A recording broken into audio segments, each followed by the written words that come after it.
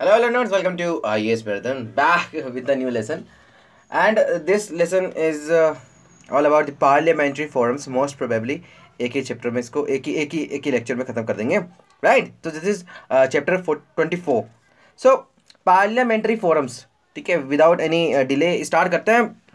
सबसे पहले बात करते हैं इस्टेब्लिशमेंट किस तरीके से हुआ इन फोरम्स का. तो सबसे पहले फर्स्ट पार्लियामेंट्री फोरम बना था water conservation and water management के लिए in the year 2005. Somnath Chatterjee उस टाइम पे स्पीकर थे. तो उनका ये रिकमेंडेशन था बिकॉज ऑफ दी काफ़ी सारी एप्लीकेशंस थी कि बहुत ही क्रिटिकल इशू है, अर्जेंट पब्लिक इंपॉर्टेंस का क्वेश्चन है, तो उस पर क्या किया जाए. तो ये पार्लियामेंट्री फोरम उस टाइम पे बनाया गया. तो 7 और भी इन आने वाले टाइम में इन्होंने 2005 के बाद ये पार्लियामेंट्री फोरम्स बनाए, है ना. अब आज के दिन में अगर हम देखें तो 8 है.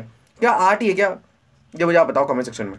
या पिछले 2 साल में या 1 साल में कोई नया पार्लियामेंट्री फोरम बना है नहीं बना, ठीक है. तो कौन कौन से हैं? जैसे कि हमारे वाटर कंजर्वेशन मैनेजमेंट पे 2005 का, ये मैंने कहा था. यूथ पे, चिल्ड्रन पे, पॉपुलेशन एंड हेल्थ पे, global warming and climate change पे. उसके अलावा डिजास्टर मैनेजमेंट पे. ये वेरी वेरी इंपॉर्टेंट है, इसको आप मेंशन करना.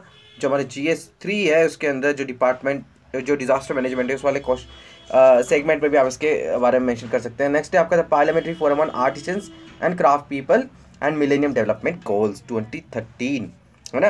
अब ऑब्जेक्टिव्स क्या हैं इसके? तो ऑब्जेक्टिव सबसे पहले अगर हम देखें, सबसे पहला ऑब्जेक्टिव जो सबसे मेन ऑब्जेक्टिव वो है कि एक ऐसा प्लेटफॉर्म प्रोवाइड करता है ये मेंबर्स को पार्लियामेंट के, जिसमें वो इंटरैक्ट कर सके विद द मिनिस्टर्स, उसके अलावा एक्सपर्ट्स, तो जितने भी की ऑफिशियल्स होते हैं नोडल मिनिस्ट्रीज के, कि यह एक रिजल्ट ओरिएंटेड अप्रोच के साथ एक मीनिंगफुल डिस्कशन किया जाए और फिर उसको हम इम्प्लीमेंट करें अच्छे से और इस इम्प्लीमेंटेशन प्रोसेस को स्पीड अप करें, राइट. सेकेंड इसका ऑब्जेक्टिव है वो है कि to sensitise the members, right. Sensitise किस बारे में कि क्या कंसर्न्स हैं पर्टिकुलर की एरिया को लेकर के और ग्राउंड लेवल पे क्या सिचुएशन है और किस तरीके से उसको latest information, knowledge and technical know how के थ्रू टैकल किया जाए, राइट. सो एक्सपर्ट्स आते हैं कंट्री से भी, नेशनल इंटरनेशनल लेवल पे भी, है ना. तो ये इसके बाद इनके यहाँ पे चर्चा होने के बाद हाउस में किस तरीके से चर्चा हो सकती है, उसको हाउस को कितना फ़ायदा हो सकता है, डिपार्टमेंटल रिलेटेड स्टैंडिंग कमिटीज़ को इसका कितना फ़ायदा हो सकता है, उनकी मीटिंग्स में भी इनके रिकमेंडेशंस पहुँचाए जाते हैं, right. So departmentally related standing committees last session में हमने कंप्लीट कर लिया. जो हमने पार्लियामेंट्री स्टैंडिंग कमिटीज़ पार्ट 2 में जो हमारा था वो लास्ट लेसन था उसका, है ना. तो उसको आप जाकर के देख लेना. तो this is the third objective of the parliamentary forums and इसमें है to prepare the database through the collection of data and critical issues. जैसे कि मिनिस्ट्रीज से, NGO से, न्यूज़पेपर, यूनाइटेड नेशन, इंटरनेट, सब जगह से डाटा उठाते हैं, उसका कलेक्शन करते हैं और उसका ऑथेंटिसिटी प्रोवाइड करते हैं एंड मीनिंगफुल पार्टिसिपेशन हो डिस्कशंस में फोरम के. उसके अलावा क्लैरिफिकेशन लेते हैं एक्सपर्ट से, ऑफिशियल से, मिनिस्ट्री से, क्या ये डाटा ऑथेंटिक है, अगर ऑथेंटिक है तो इस पर किस तरीके से उसका एनालिसिस किया जाए, ठीक है. तो ये सब प्रोवाइड करते हैं parliamentary forum. This is a very good step, right. ये भी इसका मैंडेट है कि ये जो पार्लियामेंट्री फोरम है विल नॉट इंटरफेयर विद और encroach upon the jurisdiction of जो DRSCs हैं हमारी नई और मिनिस्ट्रीज के काम में दखल नहीं देते हैं. ये इनका सेपरेट अपना जुरिस्डिक्शन और आइडिया है. अब इसका कंपोजिशन देख लो, कंपोजिशन किस तरीके से होता है. तो स्पीकर ऑफ लोकसभा जो है वो एक्स ऑफिशियल प्रेसिडेंट होते हैं. जितने भी फोरम्स बनेगी सिर्फ और सिर्फ पॉपुलेशन एंड पब्लिक हेल्थ पर जो है वो राज्यसभा के चेयरमैन बनते हैं, जो कि उसके एक्स ऑफिशियो क्या रहते हैं, प्रेसिडेंट.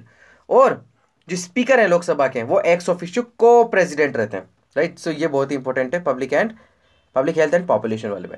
डेप्यूटी चेयरमैन जो है राज्यसभा के वो डेप्यूटी और डेप्यूटी स्पीकर जो है वो, उसके अलावा मिनिस्ट्रीज और चेयरमैन होते हैं जो डिपार्टमेंटल स्टैंडिंग कमिटीज़ के, ये सब एक्स ऑफिशियो वाइस प्रेसिडेंट होते हैं, है ना, ऑफ द रेस्पेक्टिव फोरम. सबके सब नहीं होते. पर्टिकुलर मिनिस्ट्री का अगर कोई मिनिस्टर होगा और या फिर डिपार्टमेंटल स्टैंडिंग कमिटी का, जैसे मान लीजिए हमने वाला मिलेनियम डेवलपमेंट गोल है, तो इससे रिलेटेड कोई कमेटी बनी होगी तो उसी की फोरम में ये लोग वाइस प्रेसिडेंट रहेंगे. प्रेसिडेंट वही रहेंगे, ठीक है, स्पीकर एंड चेयरमैन उधर राज्यसभा. नेक्स्ट आती है 31 मेंबर से ज़्यादा नहीं हो सकते किसी भी एक पर्टिकुलर फोरम में. इसमें प्रेसिडेंट नहीं होते, को प्रेसिडेंट नहीं होते, वाइस प्रेसिडेंट नहीं होते. इसके अलावा ठीक है, इसमें एक्सपर्ट्स, एग्जीक्यूटिव भी सब आते हैं, है ना. Out of home not more than 21 जो है लोकसभा से होने चाहिए, इससे ज़्यादा नहीं होने चाहिए, और 10 जो है एटलीस्ट राज्यसभा से होनी चाहिए. जो मेंबर्स हैं of these forums are nominated by the speaker और राज्यसभा के केस में चेयरमैन, है ना, पॉलिटिकल पार्टी से, ग्रुप से जो भी नॉमिनीज होते हैं उनके नॉलेज और इंटरेस्ट के बेसिस पे.